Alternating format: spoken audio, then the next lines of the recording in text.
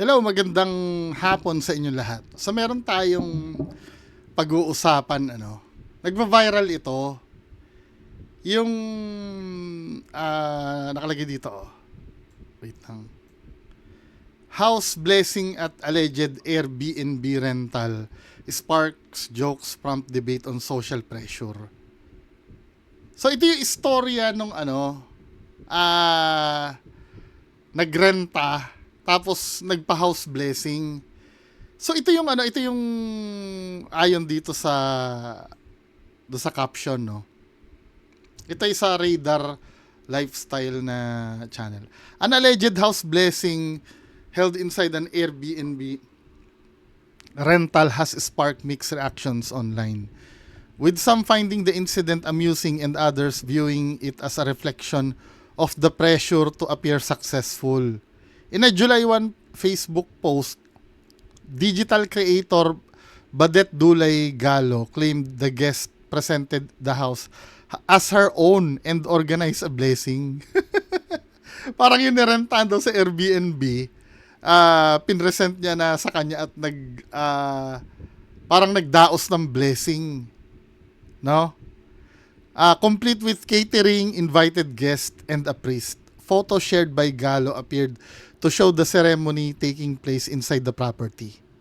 The claims have not been independently verified, and neither the property's owner nor the woman involved has publicly commented as of writing. Di pa daw nagko-comment, no? The unusual setup quickly caught the attention of social media users.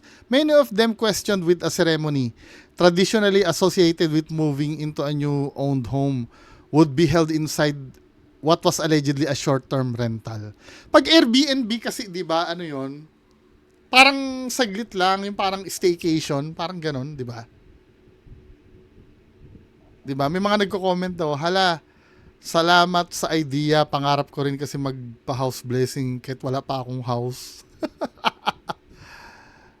Maybe nag-rent siya dyan sa house, okay lang naman na magpa-house blessing. Oh, may ganito nangyari. Actually, nung samba to, yung dating nirentahan namin sa Oroqueta sa Manila. Kasi ano pa ako noon, as in bata pa ako noon eh. Wala pa kami dito sa Valenzuela, doon pa kami sa Oroqueta. Basta yun eh, naalala ko yung basta naririnig, yung sa lugar na yun, hindi ko pa masyadong matanda, masyadong bata pa ako. Basta naririnig ko yung ugong ng LRT, malapit lang yun doon. Sa Manila. Ang nangyari noon, nangungupahan kami doon. Ang kwento ng tatay ko nung nabubuhay pa siya, may nararamdaman siyang doon, parang bad energy. So, ang ginawa niya, pinabless niya yung bahay. Pag ganun yung mga reason, yung halimbawa, yung lilipat kayo, kahit pa sabi mo renta, wala namang masama na ipabless mo. Na,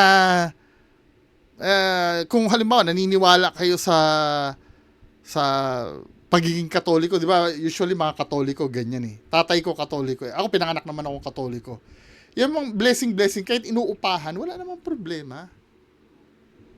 Kaya lang, ang kasi dito, pag Airbnb, di ba, parang parang short staycation lang. Tama ba ako? Sa akin, kasi ito yung nakita ko yung nakita ko yung ito yung main post to. Sabi dito, hoy madam, ang ganda ng bahay mo ah. Nagpa-house blessing nang hindi nang gigigil tuloy yung owner. Sampal ko sa'yo yung titulo niya sa'yo eh. Di kita titigilan, dodoblehin ni madam owner yung 10K. Sorry.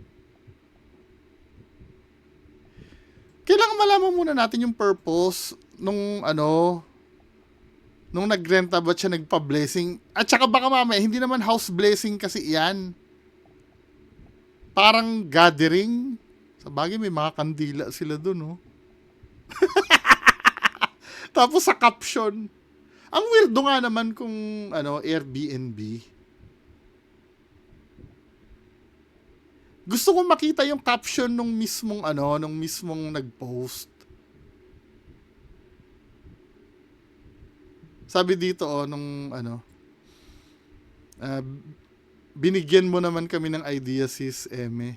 Sabi ganun. But to be honest, I feel sad for this person. Maybe they felt pressured and needed validation. Yung parang maipakita na, alam mo yon, siguro sa mga kamag-anak niya, gusto niya ipakita na successful siya, no?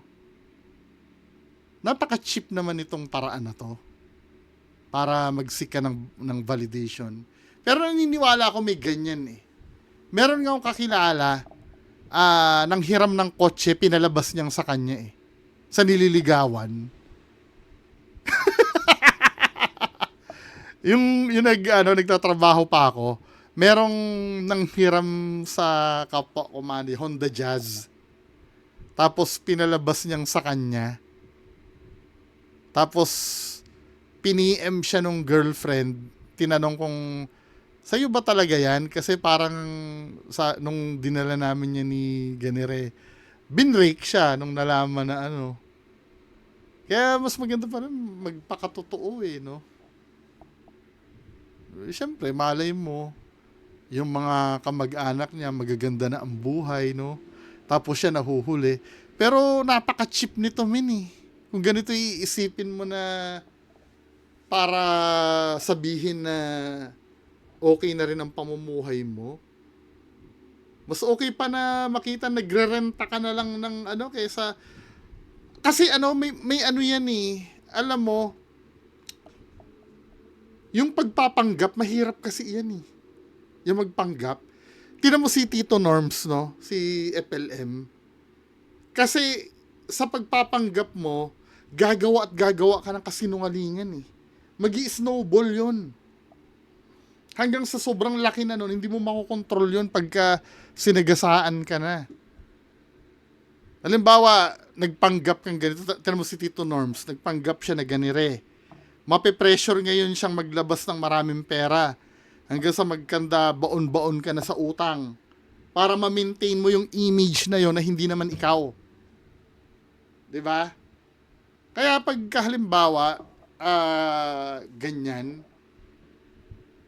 kasi yung, alam mo sa culture, no? Sino mga Kapampangan dito? No offense kasi Kapampangan ng tatay ko eh. Alam mo yung parang nasa culture nila yung, yung parang mayabang. Taga-Arayat kasi ang tatay ko eh. Doon ko lang naranasan yung pagpupunta kami doon. Tapos darating yung isang kamag-anak nila. Hindi ka pa, alam mo yung wala naman sa bilang nagkita lang kayo, let's say, papasok sa bahay. Uy, Bungo, kamusta na? Yung kotse ko naka-park doon, yung Land Cruiser.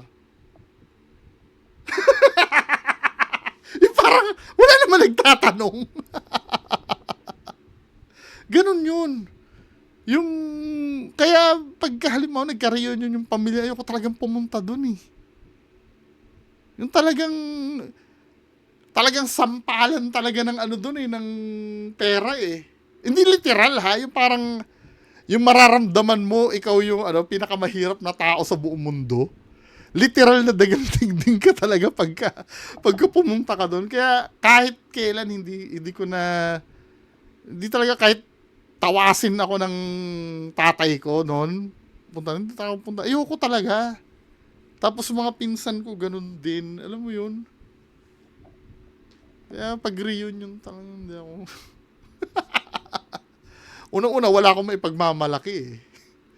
Pangalawa, alam mo, mahirap kasi mamaya makapagbitaw ka ng konting kaginhawaan sa buhay. Akalain naman nila sobrang yaman mo na. 'Di ba? Andiyan yung uutang-utangan ka na. Alam mo 'yon?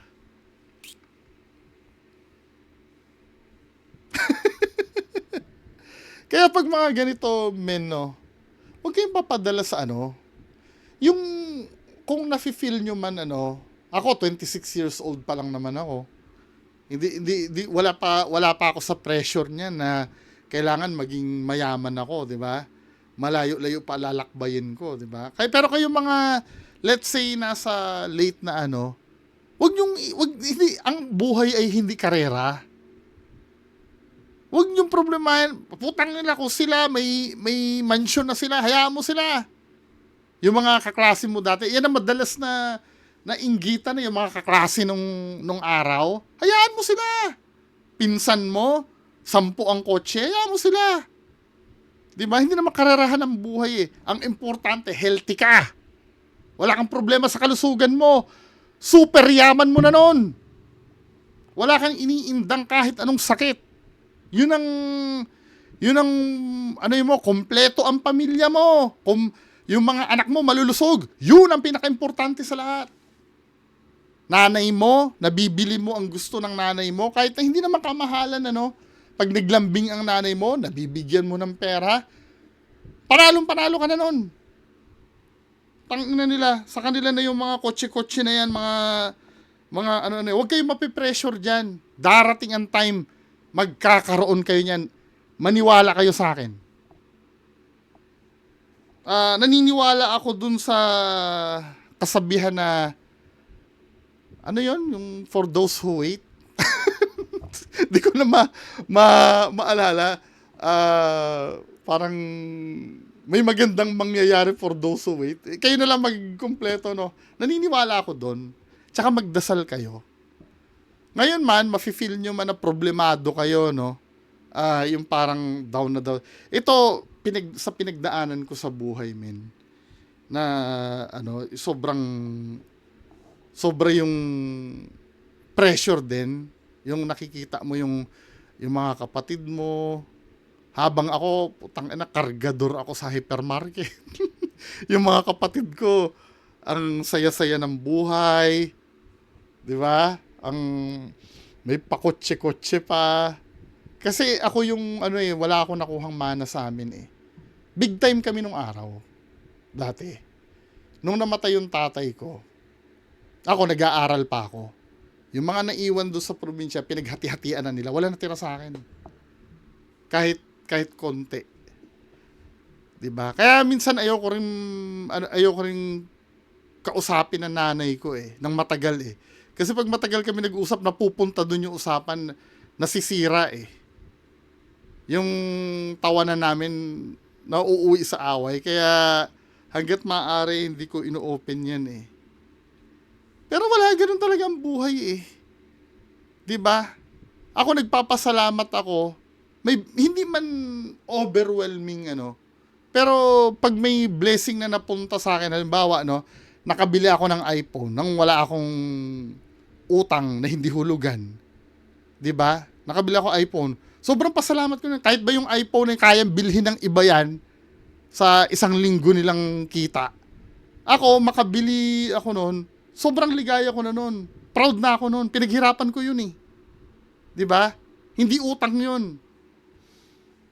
Yung mga ganong kaliliit na bagay, o kahit hindi na iPhone, makabili kayo ng Samsung na yung mid-range na ano. Basta wala kayong utang. Yun ang pinakamagandang blessing. Huwag nyo na hangarin to. Sa totoo lang, yung mga ganyan, yung mga karangyaan na yan, cool, pag may ganyan ka, pero iba pa rin pag healthy ka, tsaka kumpleto yung anak mo, tapos kumpleto yung pamilya nyo, kahit na hindi masarap yung ulam nyo, no, nagtatawanan kayo sa sa hapagkainan, nagkikwentuhan kayo, yun ang pinakamayaman sa lahat. Hindi yung material na bagay. Yes, hindi ako magpapaka-plastic. Mas cool nga naman kung marami kayong pera at marami kayong mga gamit, 'di ba, na ano. Pero ano na lang yan, secondary na lang yan. Ibibigay sa inyo yan, maniwala kayo sa akin. Wag yun ang pag-focusin yung magkaroon kayo. Basta ang focusin nyo, maging healthy kayo. Pagkagastusan nyo yung health nyo, pa-check up, ganun. Tapos, halimbawa, sa mga anak nyo, no, kung kaya nyong ibigay yung hindi naman nakakasama sa anak nyo, bigay nyo. Di ba, minsan lang sila bata. Di ba? Paramdaman yung pinaka-cool kayong, kahit pumunta kayo sa mall, wag kayong bumili. kain-kain lang kayo doon, yung mga mura lang. Hindi naman kailangan gumastos eh. 'Di ba? Laro kayo doon sa arcade kung may arcade pa ba ngayon. 'Di ba, men? Wag ganito. Kasi after nito, after na mag-show off ka ng bahay, paano pag hinanap yan sa'yo sa mga susunod na, ay, maganda pala ang bahay ni pinsan ko. Pwede bang, isang gabi lang dyan kami tutuloy sa inyo? Pag lumuwas kami ng Manila, wala ka na dyan. Anong gagawin mo? Masisira ka lalo nun. Hindi yun. Kahit kailan ang pagsisinungaling, walang maidudulot na maganda yan. 'Di ba? Yes, mapupuri ka ng tao ngayon, malupit ka. Pero alam mo sa sarili mo, niloloko mo eh. 'Di ba, men? Sabi ganun dito, nag-comment yung may-ari, nilagay daw yung parang photos ng family ng nag-rent sa unit mismo. Nilagay doon, Pero kung ako naman sa may-ari, ako naman doon sa may-ari, dapat binigay niya na yung kaligay. Ako lang yun, ha? Maybe kayo, hindi kayo papayag nun. 'Di ba? Pero kung ako, binigay niya na sana yung hilig. Hindi niya na dapat pinahiya. Kung ako lang. Maging mabait naman tayo. Siyempre, gusto lang naman nung tao na may maipakita siya, ibigay mo na lang sana. Ngayon, kung sa future question na hindi, bahay ko to, sino nagsabi, saka mo i-debunk. Pero kung ganyan, di ba, binigay mo na lang sana. Total, binless naman eh. Binless naman yung bahay mo eh. Okay na yun siguro. Sabi nitong isa na nag-comment, wala namang masama sa house blessing kahit di sa'yo, lalo na inupahan at sila naman titira. Magpamilya, kalokang mga tao, kitid ng brain. Pag ako may-ari, masaya pa ako. Saka, paanong angkinin if ever? Di naman niya hawak ang upa. Di na hawak naman ang upa ng bahay. Saka kung lang naman, kung ako yung may-ari. Pero ang Airbnb kasi short, lang yan eh. Di ka ata pamilya sa Airbnb te. Airbnb short term yung upa eh. 'Di ba? Pero gayon pa man, kung ako yung may-ari ng bahay, hinayaan ko na lang, hindi ko na pinahiya dapat. 'Di ba? Kusa namang mapapahiya yan eh. 'Di ba? Anyway, mga kababayan ko, kung yun ngang tunay na may-ari ng mansion sa Green Meadows, hindi naman pinahiya si FLM. 'Di ba? Okay na yan. Hindi naman, sa akin wala naman sa degree ng, hindi naman kinarnap yung bahay. Bahay kinakarnap Ibig ko sabihin, hindi naman karumal-dumal yung ginawa. Simpleng ganun lang. Well, ako yun. Pero kayo, kung hindi talaga maganda, di wag. Anyway, yan lang pong pag-uusapan natin. Magandang hapon sa inyong lahat. Bye-bye.